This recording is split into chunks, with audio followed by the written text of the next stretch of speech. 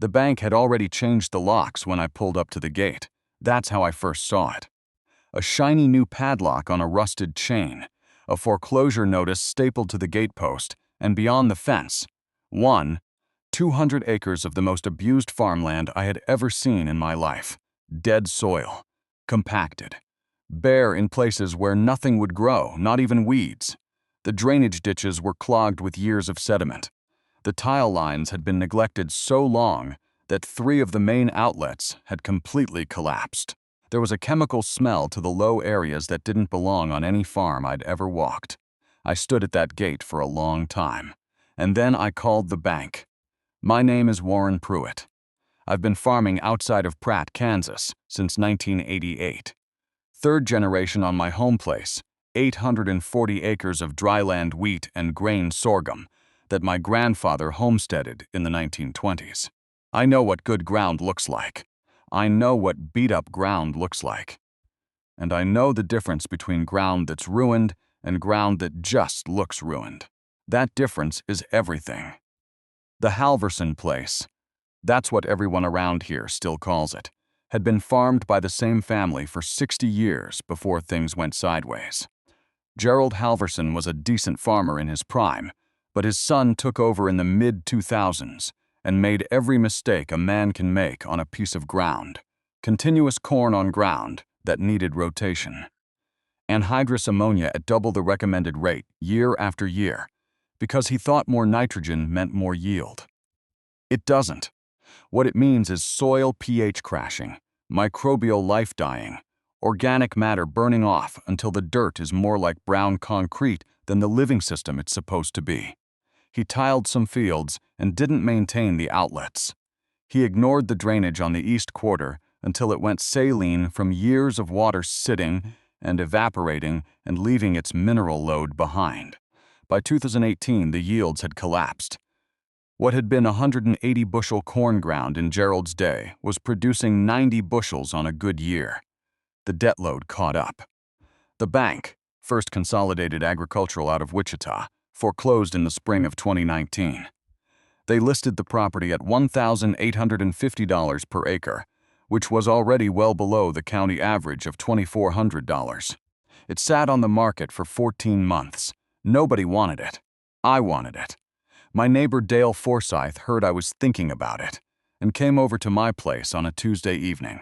He sat down at my kitchen table, accepted a cup of coffee, and told me without any meanness that I was about to make the worst decision of my farming career. He said, "Warren, that ground is done. I know what he did to it. You cannot bring that back. Not in your lifetime, maybe not in your kid's lifetime." I listened to everything he said. Dale's a good farmer and a good neighbor, and he wasn't trying to hurt me. He believed what he was saying. I said, "Dale, I appreciate it." And then I called the bank the next morning and made an offer. I paid $1,400 per acre, $1,680,000 total, financed over 20 years, for ground that the county's best farmer said was finished. My wife looked at the loan documents for a long time before she signed them. She didn't say I was wrong. She said, "You'd better be right." I said, "I know what's in that dirt." If you've ever bought something everyone else walked away from and had to sit with that decision alone at 4 a.m., wondering if they were right, subscribe. Because what happened on that ground over the next 4 years is the reason I'm still farming. And it starts with understanding something most people never learn. Dead-looking soil isn't dead. It's just waiting for someone to ask it the right questions. Let me tell you what I found when I actually got in there and started running tests. First thing I did, before I touched the ground with any equipment, was pull soil samples, not the standard 6-inch cores the extension office uses.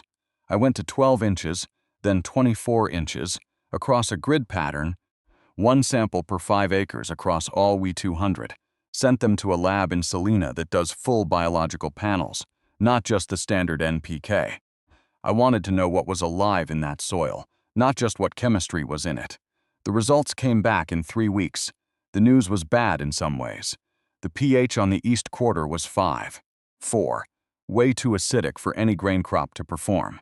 The organic matter across the whole farm averaged 1.1%. For Kansas ground that should be at 3% or better, that's catastrophic. The compaction readings at 18 inches were off the charts. A penetrometer was hitting 400 psi in multiple locations, which means roots physically cannot penetrate. Corn roots need to push through soil to find water and nutrients. At 400 psi, they stop. They curl. The plant starves above its own feet. The compaction situation was the most immediate physical problem. I rented a soil penetrometer, a probe you push into the ground with a gauge that reads resistance in pounds per square inch, and walked every field myself over 3 days, pushing it into the soil at 50-foot intervals. In Gerald Halverson's prime, that ground would have read 150 to 200 psi at 18 inches. What I was getting was 350, 400, 420. In the worst headland zones, I hit 450 psi. Roots cannot grow through 300 psi. At 450, they don't try. The plant sends roots sideways along the top of the hard pan, searching for water it can never reach. A slow starvation happening underground where nobody can see it. But here's what the biological panel showed that the standard test would have missed entirely. The microbial biomass wasn't zero. It was low, very low, maybe 15% of what healthy Kansas ground carries. But it was there. Bacteria, fungi, the beginnings of a food web that had been beaten down but not killed. That told me everything I needed to know. You can rebuild soil biology. You cannot create it from scratch. If it's there, even barely, you have something to work with. The first machine I brought in was a Salford RTS vertical tillage unit. That's a 30-foot machine, about 140 horsepower requirement, that works the soil at a shallow angle, 3 to 4 inches, fracturing the compaction layer without inverting the profile. The idea is to open channels for air and water without destroying whatever soil structure is left. I ran it across every field twice in the fall of 2019. The first pass was rough. The ground was so hard in places that the machine was bouncing, the coulters skipping across the surface instead of cutting through it. I slowed down to 4 miles per hour and ran it again. Second pass was better. You could see the surface opening up, the cracks forming where there had been none. Then I brought in a DMI Ecolo-Tiger subsoiler. This is the machine that does the real work on compacted ground. It runs shanks down to 16 inches depth, shattering the hard pan layer that's been forming down there for 15 years of heavy equipment and no deep tillage. The Ecolo-Tiger I was running had 7 shanks on a 14-foot frame, pulled by my John Deere 8370R. That's 370 horsepower, and I needed every bit of it. In the worst compacted zones, that tractor was pulling at 85% load capacity, engine screaming, just to keep moving at 4.5 miles per hour. You could hear the subsoil cracking under the shanks, a sound like something imprisoned finally breaking free. I subsoiled every field. It took 11 days. The fuel bill for those 11 days was $14,200. I wrote that check and didn't flinch because I knew what I was buying. Not fuel, but depth. Every inch of depth those shanks opened up was an inch where rain could infiltrate instead of running off, where roots could reach instead of curling, where air could move instead of sitting stagnant. The east quarter with the pH problem got a special treatment. I spread 4 tons of agricultural lime per acre across the worst zones, about 300 acres total. That's 2,200 tons of lime, trucked in from a quarry near Medicine Lodge, spread with a highway equipment lime buggy running GPS variable rate application, based on my soil sample grid. The lime would take 12 to 18 months to fully neutralize the acidity. I was playing a long game, and I knew it. For the cover crop, I put together a 12-species mix. Cereal rye, hairy vetch, crimson clover, tillage radish, sunflowers, sorghum Sudan, cowpeas, phacelia, Austrian winter peas, buckwheat, sun hemp, and Japanese millet. 12 species because different root architectures do different things in the soil. The radishes punch through remaining compaction with their big taproots. The legumes fix nitrogen. The grasses add carbon. The broadleaves bring up trace minerals from depth. I seeded it at 40 pounds per acre with a Great Plains 3P605 drill, running at night to beat the heat, covering 80 acres a shift. There is something about seeding cover crops at night that I did not expect to feel the way I felt it. It's quiet work. The Great Plains drill doesn't make the noise a planter makes. Doesn't have the urgency of a harvest. You're just moving slowly across a field in the dark, the drill humming behind the tractor, and you know the seed going into the ground isn't going to make you $1 directly. Cover crops aren't a cash crop. They're an investment in something you can't see yet. The biology you're trying to rebuild, the organic matter you're trying to restore, the compaction channels the radish taproots are going to open up over winter. You're farming for the following year, or the year after that. It's a particular kind of patience that not every farmer has, and I understood that night why so many people never try it. The return isn't on the yield monitor. It's in the soil test 3 years from now. It's in the way the ground smells different in the spring, the way it crumbles instead of breaking, the way water moves into it instead of sheeting off. My neighbor Dale drove by in late October of 2019 and called me from the road. He said, "Warren, what is all that green stuff on the Halverson place?" I said, "Cover crop." He was quiet for a second. Then he said, "All of it?" I said, "All of it." He said, "That's a lot of seed money on ground that might not come back." I said, "Dale, it's already coming back. I could see it from where I was standing." The first real test came in the spring of 2020. I planted corn on the home 80 of the Halverson place. The best positioned field, decent drainage, pH had already started to move. I planted a 108-day hybrid at 32,000 seeds per acre, same population I use on my best ground. My agronomist told me I was being optimistic. He said to expect 120 bushels, maybe 130 if the season cooperated. I told him to come back in September.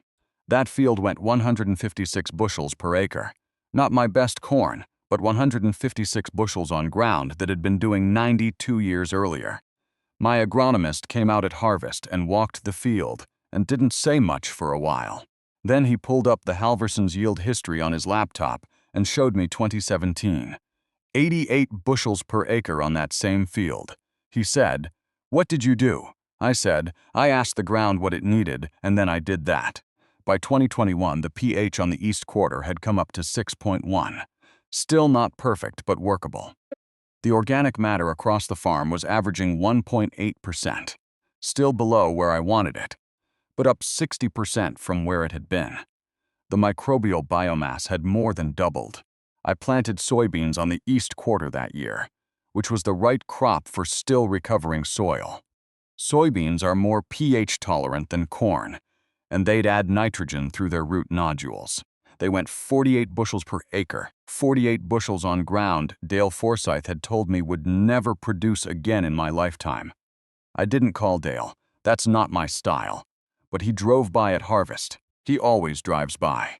In the fall of 2022, 3 years in, I did another full biological soil panel across the entire 1,200 acres.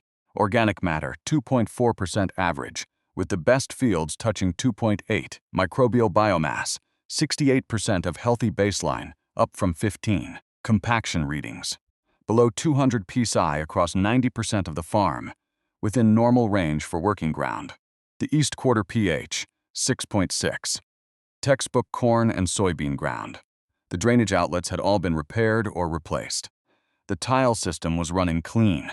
3 years of cover crops had added 6 inches of biological activity to topsoil that had been functionally dead. The fall of 2023, I ran my combine across that east quarter. The worst of it, the saline ground Dale had said would never come back, and the yield monitor showed 178 bushels per acre of corn. 178. On ground I paid $1,100 an acre, because nobody else would touch it. Dale Forsyth knocked on my door in November of 2023.